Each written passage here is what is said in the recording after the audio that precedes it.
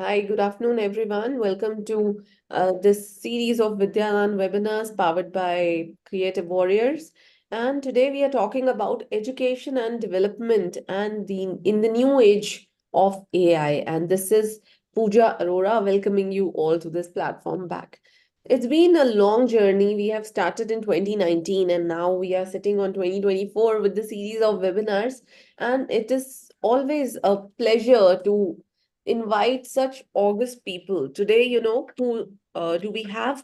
Today, we've got Mr. Aditya Kashyap, co founder and managing director at Cineda. It's a unique concept, and I'm sure everyone is going to love. But he is one of the august leaders in the business fraternity, carrying more than 28 years of experience in the aviation, banking, financial services, healthcare, insurance, information technology, and now connected to media and entertainment sector as well. Starting out as a trainee in 1995, he has grown in rank managing operations of many Fortune 100 clients for like IBM Daksh, Epicenter Technologies, Genpact, Aegis. His last employment was as a CEO for major role uh, Bartelsmann Group of companies. He has led global operations for healthcare, banking, finance, and had a venture that provided revenue cycles management service to healthcare practitioners and imaging centers in New Jersey. A lot to talk about him, but I'll just add two more lines. He has mentored and created specialists in healthcare and all other industries. His specialization encompasses Six Sigma, COPC, business development, performance management, and we have a lot to learn from him. Yes, we have a lot to learn from him because he has been awarded as an Indian Achiever Award for Business Excellence in November 19. Sir, I think if I'll continue talking, I'm gonna take like 15-20 minutes to just introduce you. So allow me to cut it here and begin our session. Sure. It's a pleasure to be here. Thank you so much for inviting me. Thank you, sir. So I would really like to understand about, how do you see the education and career development happening in the new age of AI?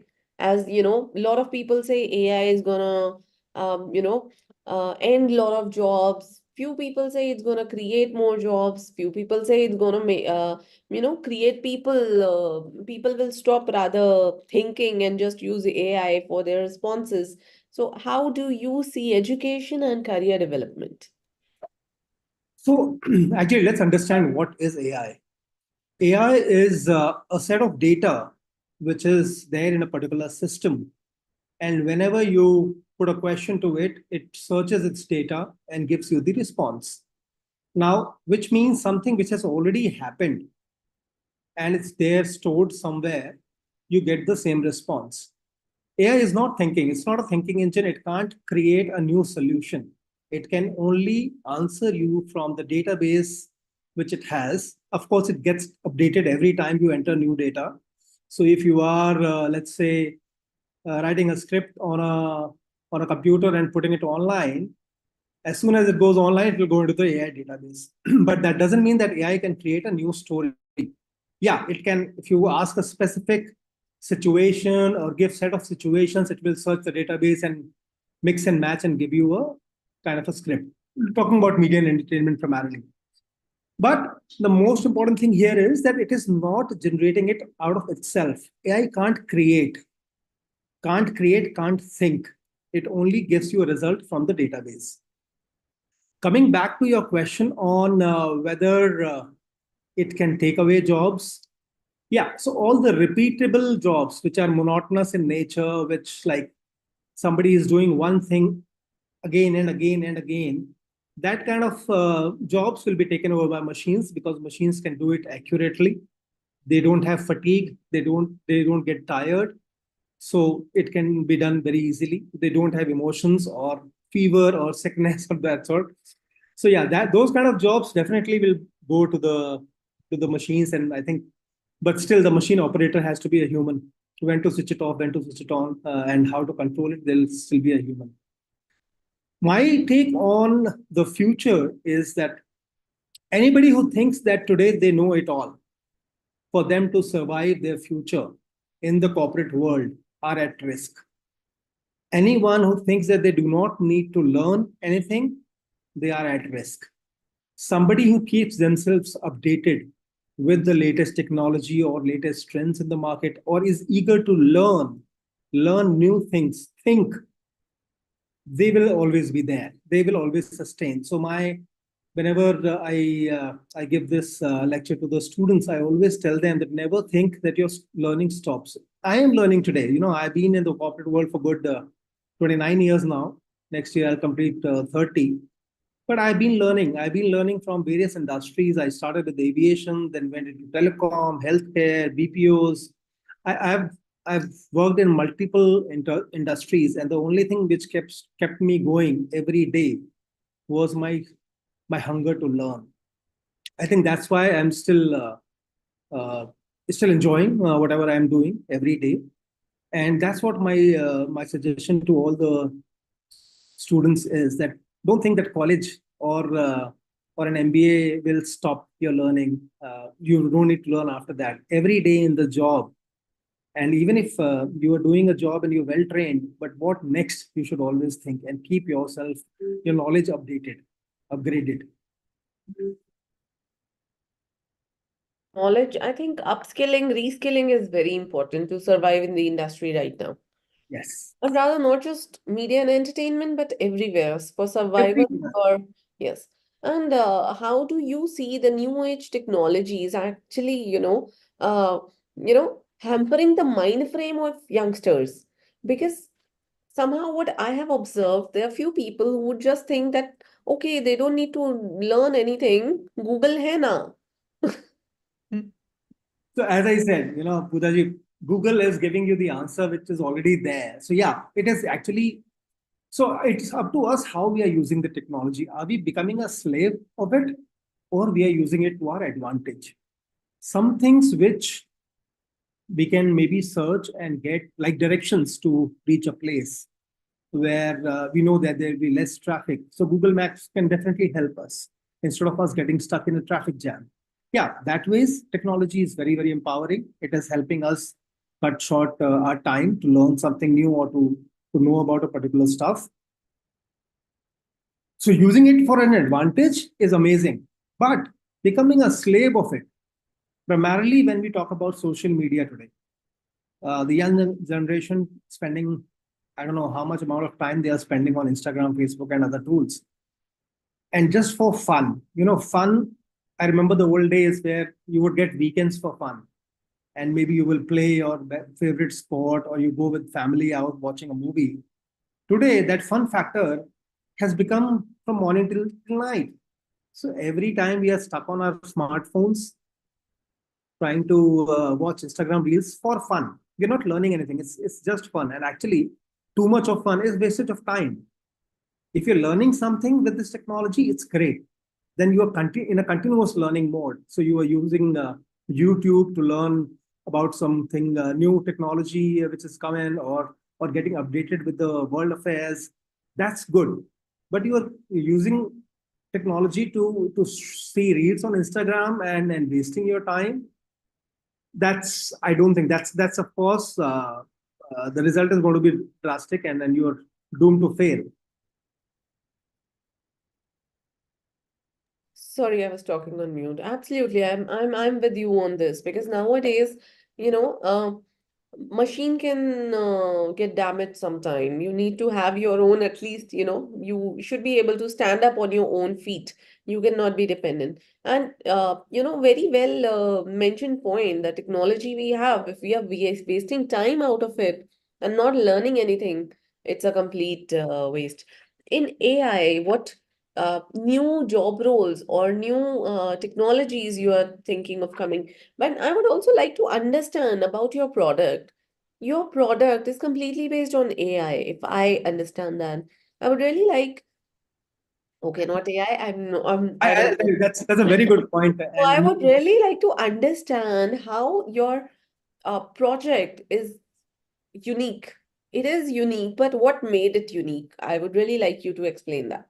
yeah, sure. So this product came in place because of, again, a curiosity. Uh, that movies are releasing in multiple languages these days. They are dubbed in multiple languages. However, they are not released in all the languages at every place. And today, human beings are global.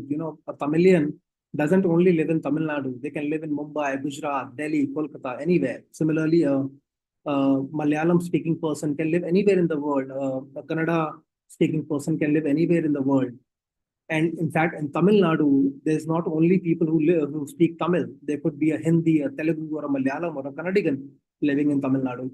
But movies, when it comes to movies, they are released in a particular language only in a particular area. So it will be Tamil in Tamil Nadu, it will be Telugu in Andhra Pradesh, Telangana, it will be Kannada in Bangalore, Karnataka, Malayalam in Kerala, and Hindi in rest of the part of the country or rest of the part of the world. So that's where our idea came into the picture, where we can enable people to go in a Hindi show and watch the movie in Tamil, or maybe in Telugu, or Malayalam, or Kannada, or go to a Tamil show and watch the movie in Hindi. That's what we enable. It's not AI. Whenever I'm asked this question that we use AI, actually AI is artificial intelligence. We use RI, which is real intelligence. We have built this technology wherein when you are in the theater, you choose the language and hit the play button, and the app automatically syncs with the scene running on the screen and starts the soundtrack in your language in your earphones. So this is what we have developed. And why I say it is real intelligence is because every headphone has a mic. So the mic listens to the soundtrack coming from the screen for a few seconds, and those few seconds are as low as 4 to 5 seconds. Identifies where the movie is. So that's the smartness or the capability of the app, that it automatically identifies, gets to know, oh, the movie is here at this point, and starts from there, the same spot, and starts the soundtrack in your language in your earphones. So this technology that we have invented is called, and when I say invented is because we are the founders of it. We also filed patent in India, US, and Europe. So it's called three-dimensional classified frequency indexing. It's a long term, but in short term, it's called 3D CFI. So basically, the soundtrack is all, when we talk about a machine, headphone is a machine, a mobile is a machine. It doesn't understand language. It doesn't understand whether it's a Hindi sound coming from the screen, or a Tamil sound, or a Telugu sound, or an English sound. It listens to the frequency. And that set of frequency is matched with the frequency on the phone in your choice of language.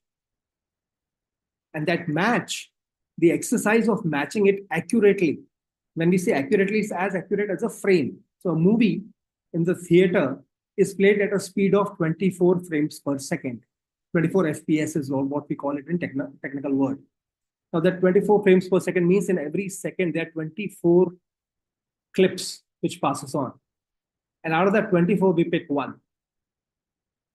Cinedubs picks that one and matches that accurately and starts the soundtrack in your earphones. So that's the technology that we have invented. How it does it, I already told you. It records, listens, searches, and then plays back.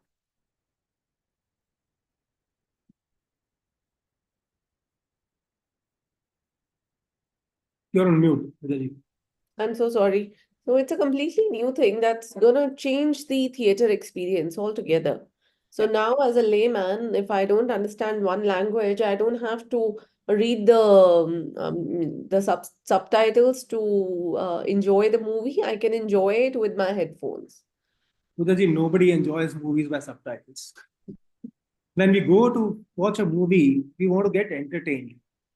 And when we are reading subtitles using our brain, we are not actually getting entertained. We're just doing it because we don't have an option. But when you have an option of, and also entertainment is very personal. So if I have to get entertained, I will get entertained in my language, in a language which I completely understand. Even if I know good English, but if the same movie is available in Hindi, where I can understand it completely, I would prefer to do that, because that's how I'll get entertained. And till Cinedubs wasn't there, people didn't have any option but to watch a movie through subtitles, even in theaters. At least now they don't have to worry about that. Wherever you are, in whichever part of the world or whichever part of the country, you can now go to any theater, any show, and watch the movie in your language. You're on mute. I'm so sorry. Along with that, what all, futuristic things do you see coming in? Because now, even as a parent, a lot of people have started inculcating, machine learning and AI in the school curriculum. They want there should be an extra class or some kind of a camp where the youngers and teens can also learn about AI, so they are ready for the market by the time they complete their 12th. How do you see AI getting integrated into school and what impact is it going to make? So, as I said, it's a great technology, great tool, used judiciously to learn. Till now, we have not thought of having such a product or a tool available which can answer our queries in a minute, or not even in a minute, in seconds. So it's very good there. And as I said also, that it can mix and match and create a script for you. So you can actually ask certain, AI is very smart. But if you are not, if you are dumb, if I am dumb as a what should I say, as a user, then I will not be able to take the maximum advantage of it. But if I'm smart enough to understand how I can take the maximum out of this tool, future is very bright for me. So I have to be inquisitive. I have to be smart at asking the right set of questions and getting the best results. I do not have to read multiple. What were the erstwhile we used to read multiple books for a lawyer, for example. If a lawyer is let's say fighting a case, they have to relate to a lot of books for a particular judgment which may have happened in 1940, 1950, and they need to read the thesis around that. So all those things have become easier now. We have got a lot of data at a fraction of a second to relate to and to strengthen your argument in the court, or maybe to support you in any other major decision making process. When it comes to movies, or specifically the dubbing part, you know, AI is being made smarter in order to start dubbing automatically. So today, what is the dubbing process? Dubbing process is like a movie is shot in a particular language, then the script is transcribed in some other language, let's say a Hindi movie to be dubbed in Tamil. So the script is written in Tamil. Certain localization wherever required, that happens in that script, which means it could be a Hindi joke which a Tamilian may not understand. So that localization happens. And then there's a voiceover artist who reads the script and dubs the movie. This reading the script and dubbing, there's a lot of work going on to automate it. How it will help? It will help in cost reduction dramatically. So today, let's say a movie gets dubbed for 10, 15 lakh rupees in a particular language. That 10, 15 lakh rupee can come down to maybe 50,000 rupees or 15,000 rupees for that matter. How it helps us? More and more content will be available in more and more languages. Today, movies are dubbed only in prime languages like Tamil, Telugu, Kannada, Malayalam. What about Bengali? What about Bhojpuri? What about Marathi? What about Gujarati? What about Punjabi? So there are very few selected movies which are dubbed in these languages, but I see a day where a particular movie will be dubbed in maybe 100 dialects of India at a fraction of a cost and a least amount of time, and available for every citizen who wants to watch it in their language. Of course, and that's where Cinedubs will come into the picture, because not all the theaters will release the movies in all the languages. And we are forecasting that scenario where we will have all the languages, and a person, maybe a Maithili speaking person living in Delhi, can go to a Hindi show and watch the movie in Maithili. That's what we are forecasting. Perfect. Perfect. And how about higher education if we talk about integrating AI and new age skills in higher education? How is it going to enhance the capabilities of youngsters, of the youth who's actually learning and gonna be in the market, working in the market in a year or two? So, Pitaji, I do not believe education for me is a supporting mechanism, not really uh, where we gain a lot of knowledge. Because knowledge, what I have experienced from my background is which I've got while working in a particular industry, in a particular field. And that's what I try to instill in the youngsters today, that do not overlearn when it comes to knowledge, which is, I call it bookish, because a lot of books today that we are being taught in the universities have no relevance today in the current market. Unless it is CA kind of a role there, accounting and all, which are still valid. But that too is changing a lot with GST coming in and the new taxation coming in. They have to upgrade themselves there as well. I believe you get more knowledge, you gain more experience while you are in a job. How do we do it? That's the main thing. At 99% of the people who work today work just for the heck of salary that they get at the end of the month. That's where the problem is. Whatever work you are doing, I recommend, or I pray, or I request everyone is to enjoy it, is to love it, and try to be better. Always think, okay, now I have got to know this completely. What next? That what next is very, very important. That's where AI can help a big time. So, you have learned a thesis. What next? How can we implement this thesis? Or what are the various factors, arenas where we can do this? That hunger of what next is very, very important to me. And that can come only once we have mastered a particular skill. When we have mastered a particular skill, that's when we should think of what next and how AI will teach us how. What we need to decide, how is not a problem. Right. So a lot of expectations from for education and career when the new age skills and AI is coming. I am so glad to mention that we are also coming up with Center of Excellence in Lajpat Nagar, Delhi, and working for it in Chandigarh. And soon people would be able to get more in-depth knowledge and detailed uh, curriculum expertise of international experts also here in India. And at the same time, sir, I won't take, I understand you are a very busy man, won't take much of your time, but I'm really eager to understand when we are talking about today, when we are talking about education and career, how impactful do you see and or how, changing it can be in future? For example, what comes to my mind is today, say people are using ChatGPT and XYZ apps. They've got, do you see they've got some limitations that can hamper the productivity or something? I'll repeat what I've said earlier. It's about using it in our favor versus being a victim or being dependent.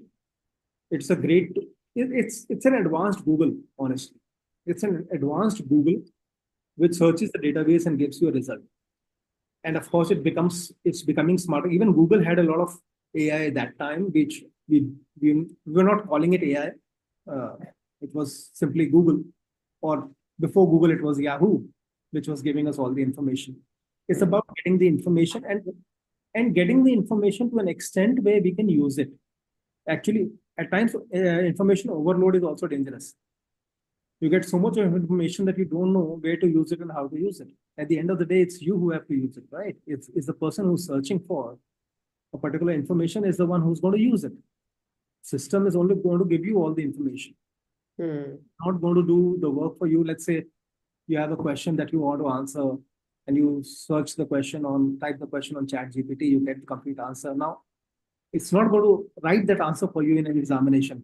You still have to write the answer yourself in the examination. And that's what our books are doing, right? Our books also gives the same information, not maybe customized in the manner which we need it. It could be a whole chapter, while there could be only one question out of that chapter.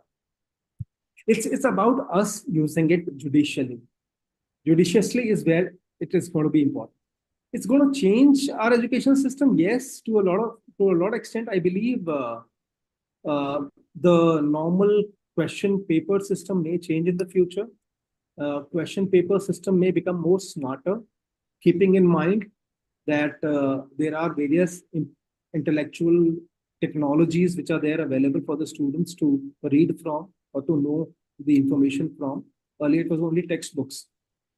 Now, the textbooks may be history, may be only the chapters online, and there could be questions where they, in order to test your creativity and knowledge, it could be asked that you find a solution to a particular problem which is not there in any textbook or not there anywhere. I was watching this beautiful movie the other day. It's a very old movie, but the idea of that is it was about a maths genius who was able to solve a problem which was never been solved.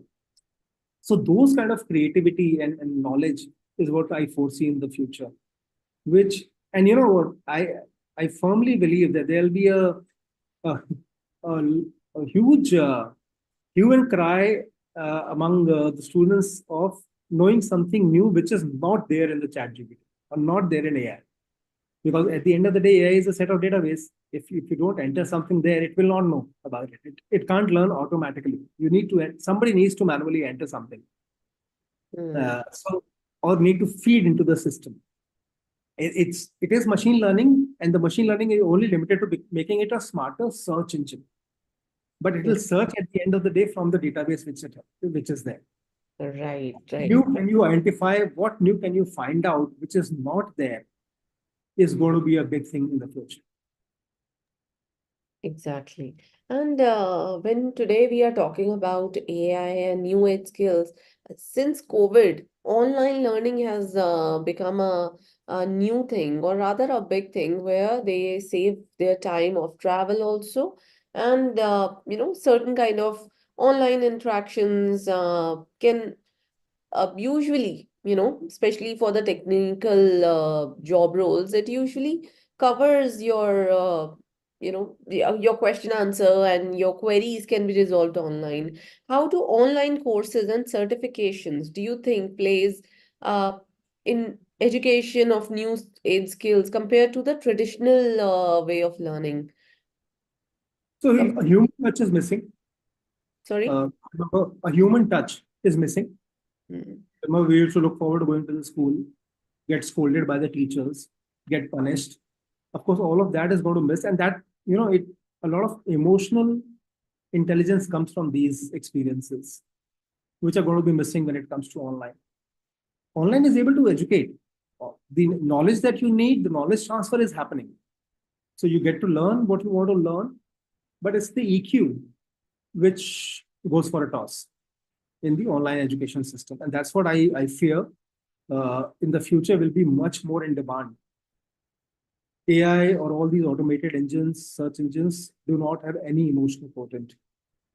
And I believe in the coming future, there will be a big demand for people in the psychological arena who understand this question very well, spiritual arena, because the rest of the work will be taken over by machines. These, and humans, I'll say a very simple thing, India culturally, why are we different? Because of the emotional quotient, which is very high.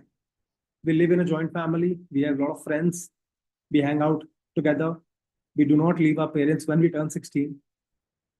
And that's why, but now we see that that rising here as well. But in the US, that was the biggest challenge. Depression, actually, the term it came out from the Europe or and US, because everybody was so lonely. Emotional quotient was missing. Emotional connections were missing. There's a lot of work which is going to happen in the future on this. Mental wellness. Mental wellness has become a big thing, especially after COVID. I think this particular arena has a lot of scope in the future, and that's what you can't learn on online classes. Online education will not be able to teach you how to be emotionally strong, or how to judge a person emotionally, how to empathize.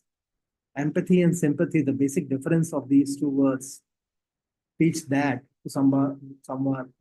That's where online education fails, and I think that's why we are blessed that we were there in school and college and learned a lot about this, which is missing currently in the online education classes. I completely agree with you on this point. Yes, that emotional connect is really important. And maybe that's why we get a lot of news about, young people not being able to handle the pressure and Chalo, anyway, I have another question for you. Traditional industry versus coming to AI and creation. For example, we have, coming from M&E industry, we've got fine art artists, we've got sketch artists, we've got craftsmen, but at the same time, you go to, now there are certain tools that can sketch, that can create a portrait.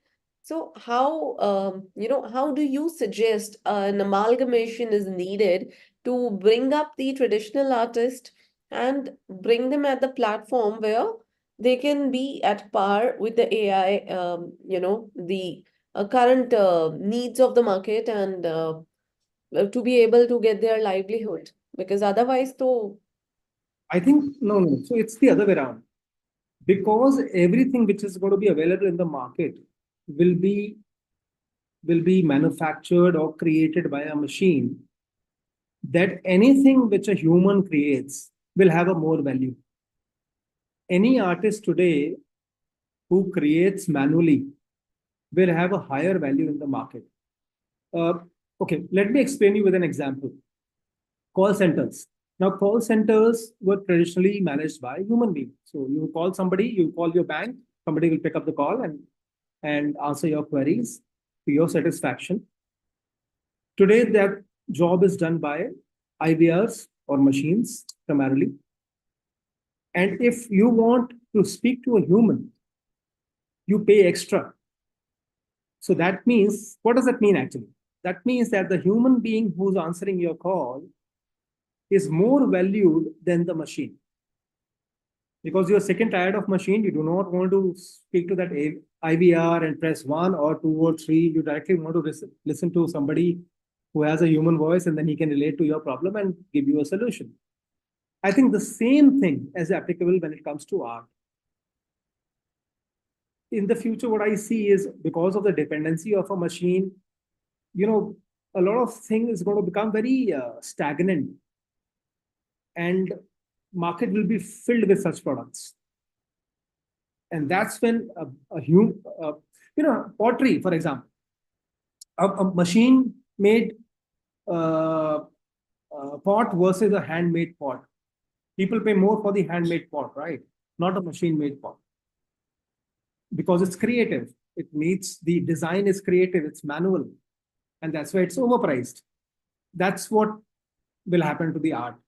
And it is currently also, and it will in fact become much more valuable in the future. People still go to watch a play in the theater while there are movies running in the cinema hall. Why do they prefer play? Because play is a high level of art as compared to cinema. Cinema, there are actors and there are VFX, there are people editing it, all of that. But a play in the theater where you have actors live on stage is raw art. And that's why people pay a premium to watch a play. Best example I could give you. absolutely. We are always ready to pay for the man-made products. Another thing, how your organization, if I would say, what are the industry challenges in the dubbing, they faces that Cine Dubs is going to work on to overcome that? Because, currently you are working on the languages that are already existing and the producers have done the dubbing for. Are you also planning to come up with the other languages in future? So we are studying the market. We are studying the market, and when I say market, I mean the global market, because it's a mobile app. It can be downloaded by anybody in the world. So currently we have customers in Middle East, in UK, US, Canada, Australia, Philippines, Malaysia, without us even marketing in that region. It is just word of mouth that is spread. So we are looking at the market, watching it carefully, and the idea in the future is that we dub the movies in those languages which are currently not available.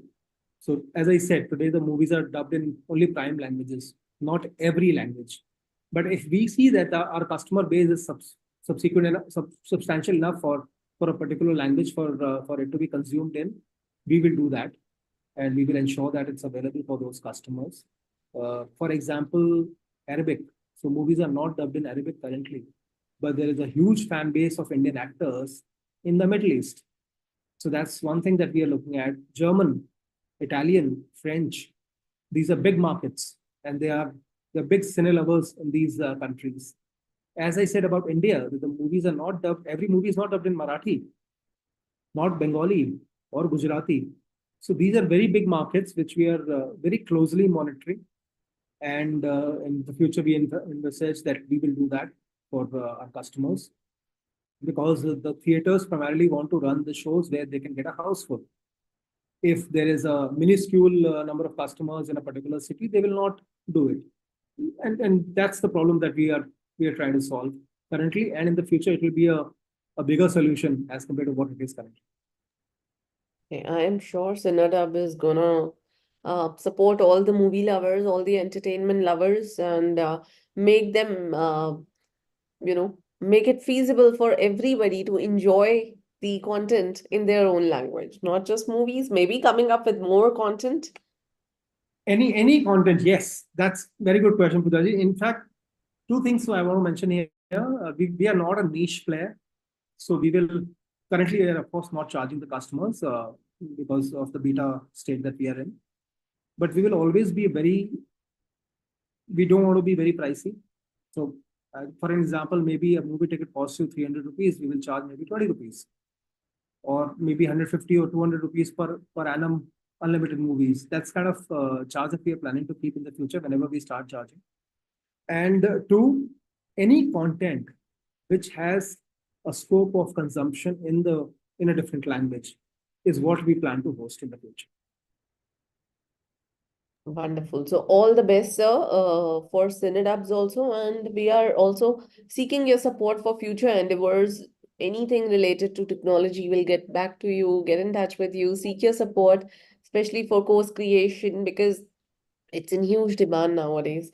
And with this, I'd say thank you for your time and bringing in your wisdom on table for people like us who really need the expertise of the industry.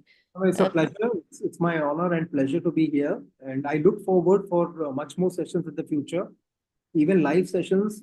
I live in Delhi. In fact, when you said Lajpat Nagar, I live in Lajpat Nagar. So I'm very close if there is a need, or I keep traveling to Mumbai, Chennai, Kochi, Bangalore, all these places wherever the film industry. I'm very happy to partner with you all, and look forward for many more future sessions. I'm always available.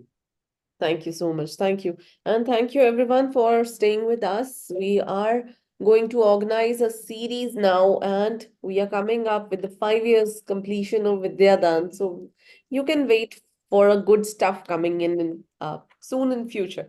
So with this, I'd like to say thank you for your time. Thank you, Ajay sir, Aditya sir. Sorry, I'm bad with names.